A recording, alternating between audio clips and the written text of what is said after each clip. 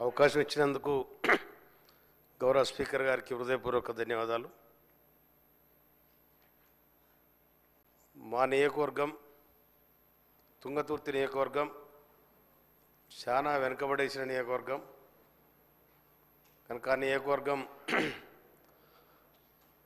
దాన్ని జర ముందుకు తీసుకుపోవాలన్న ఆలోచనలో రాష్ట్ర ప్రభుత్వానికి నేను విజ్ఞప్తి చేయడం జరిగింది. ముందుగా గౌరవ మంత్రివర్యులు పొన్నం ప్రభాకర్ గారికి నేను హృదయపూర్వక ధన్యవాదాలు తెలియజేస్తా ఉన్నాను. నేను మోత్కూరులో బస్ డిపో కోసం నేను అప్పీల్ చేయడం జరిగింది. వారు కూడా అంగీకరించారు.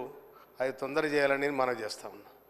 అదేవిధంగా మోత్కూరు డివిజన్ చేయాలని చెప్పి గౌరవ రెవెన్యూ మినిస్టర్ గారికి అందరికంటే ముందుగానే నేనే ఇచ్చిన మన లిస్టులు చదవలే.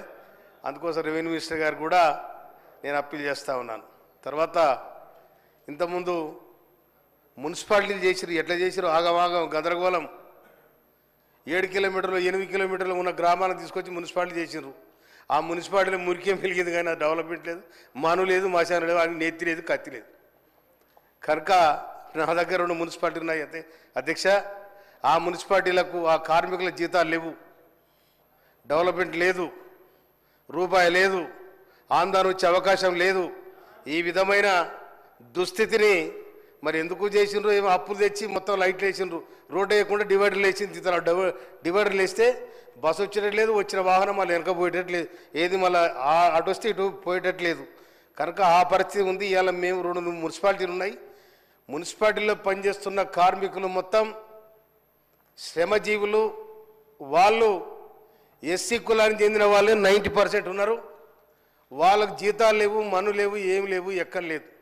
కనుక దయచేసి ఆ మున్సిపాలిటీల పరిస్థితి ఏందో కూడా గౌరవ పోయిన ప్రభుత్వం ఆగమేఘాల మీద ఓ పాయ చేసినారు. ఇలా పాడు చేసినారు, కూర్చున్నారు, ఎక్కడ లేదు. అక్కడ ఉన్న ఆ గ్రామాలలో ఉన్న ఉపాధి హామీ కూలీలకు కూడా బతుకు లేకుండా అయింది అలా ఆ మున్సిపాలిటీ కలపడం వల్ల. ఆ విధంగా దుస్థితి ఉంది. అందుకోసం దాన్ని చక్కబెట్టాలని రాష్ట్ర ప్రభుత్వానికి నేను హృదయపూర్వక ధన్యవాదాలు తెలియజేస్తా ఉన్నాను.